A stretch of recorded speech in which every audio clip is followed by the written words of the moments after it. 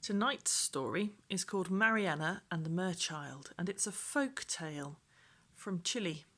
It's been written down by Caroline Pitcher, and the pictures are by Jackie Morris. I hope you enjoy them because they're really beautiful.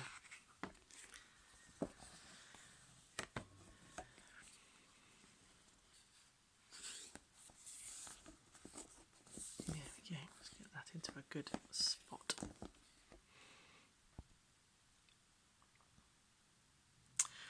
An old woman lived alone in a hut by the sea. Her name was Mariana.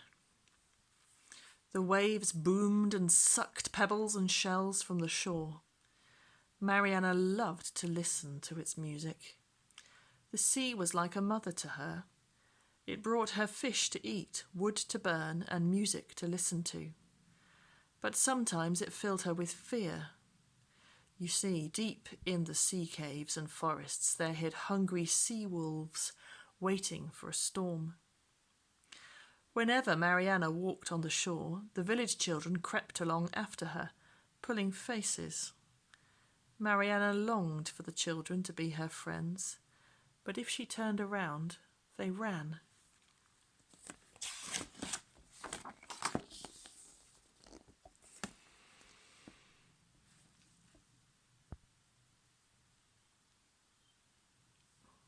One day, a storm came, and it was terrible. The winds tore at the hut and tugged at the roof. The sea wolves threw back their heads and howled. And then out they came. All night they prowled along the shore, howling and baying in the wind and the rain. All night Mariana trembled in the corner of her ramshackle hut, with her hands clapped tight over her ears. Look, there she is.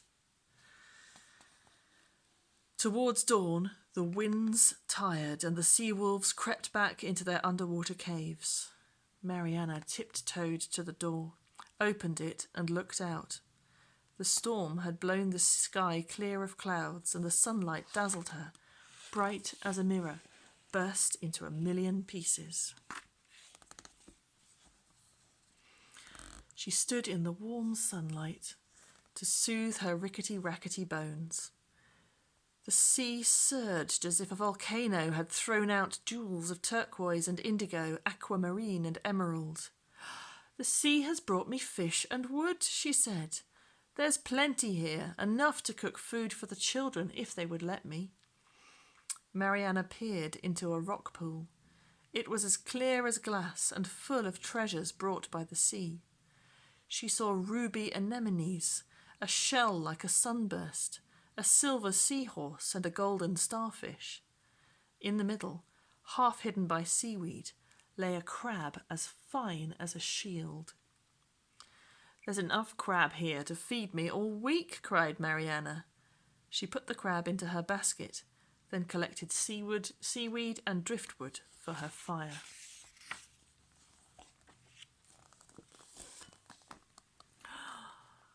She struggled back to her hut and put her basket on the table. When she lifted the seaweed, she saw that the crab had split in two. "Why, what's this?" cried Mariana. It was a baby girl with hair the colour of the setting sun and skin that gleamed like a rosy pearl, and a fish's tail with scales of silver. "Look what the sea has brought me," cried Mariana, and at once she loved that baby more than she had ever loved anything.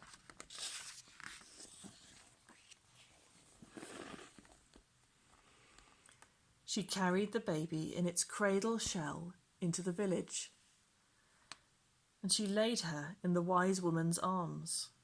For a long time the wise woman said nothing. Then she said, "This is a mer-baby.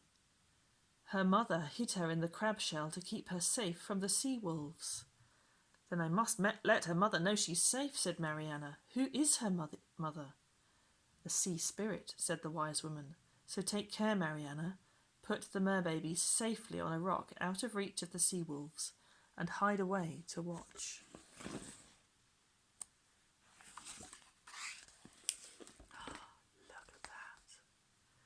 Mariana went back to the shore and set the crab shell high on a rock. She smiled down at the merbaby and said, "You're not afraid of me, are you?" And the merbaby smiled back. Mariana hid herself away and waited.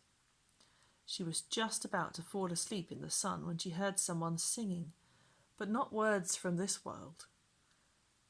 7 great waves came rolling into shore, waves of crimson and rose and gold, and on the 7th wave rode the sea spirit. She was as tall as a mast, her hair flamed red, and her skin shone as if polished by the sun with mother of pearl. All the colours of the rainbow shimmered in her fish's tail. Her opal eyes, full of fire, lit upon the crab cradle shell.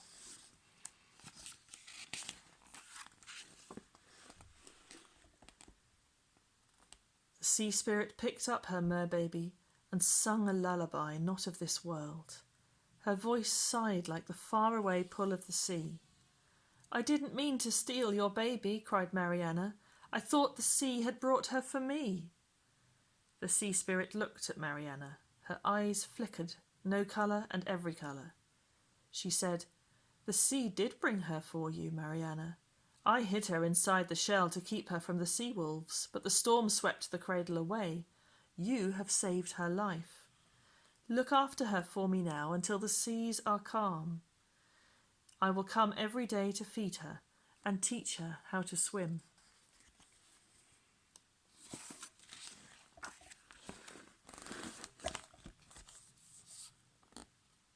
So Mariana and the merchild lived together in the ramshackle hut, safe from the restless sea.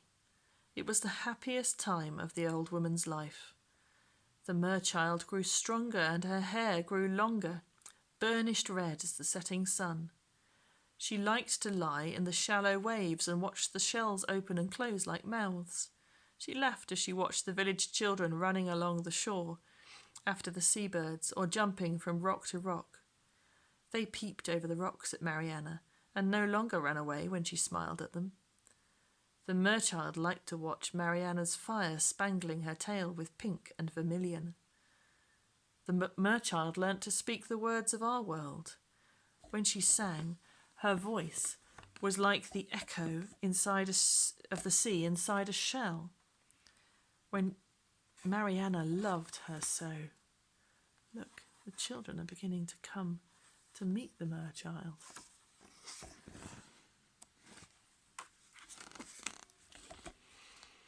Each day the sea spirit rode in on the 7th wave. She fed the merchild and taught her to swim in the sheltered rock pool and then further out to sea. "Dear merchild," whispered Mariana, "I dread the time when you must return to the sea." And she thought to herself, "If I kept the merchild shut in the hut, the sea spirit could not take her from me." Then she thought, "No, the merchild is from the sea. I must let her return, even though I will be alone again." And there's Mariana looking at the sea and thinking.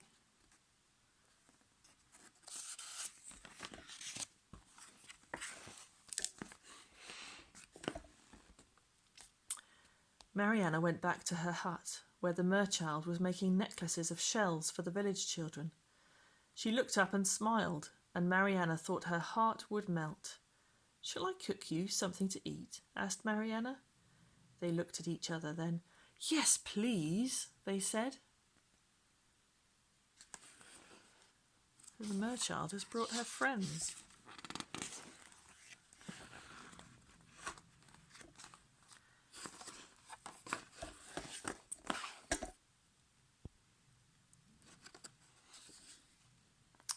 At last came the morning Mariana was dreading. The sea spirit sang, "My child can swim now, and it's time to take her home. The sea is calm and the sea wolves cannot catch her, but we will never forget you, Mariana." And she took her merchild on her back, far, far out to sea, while Mariana stood with tears streaming down her face. There she is, on the shore. The children stole up behind Mariana. They took her hands and comforted her.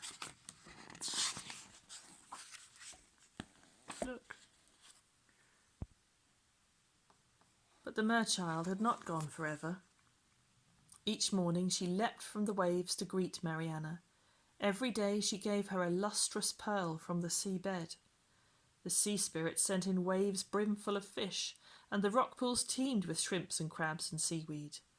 When there was a storm, the sea wolves still howled, but Mariana was no longer afraid of them.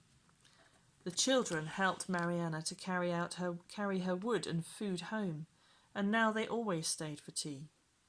"Don't be sad, Mariana," they said. "The sea spirit and her child will never forget you, nor will we." And they never did.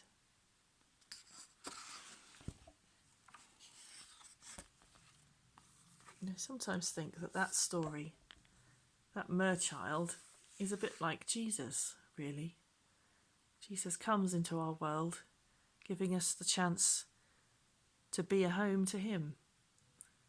And through that, we become part of a family, God's church.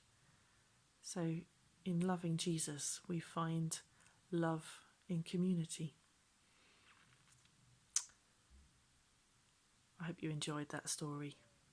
Good night. Sleep well.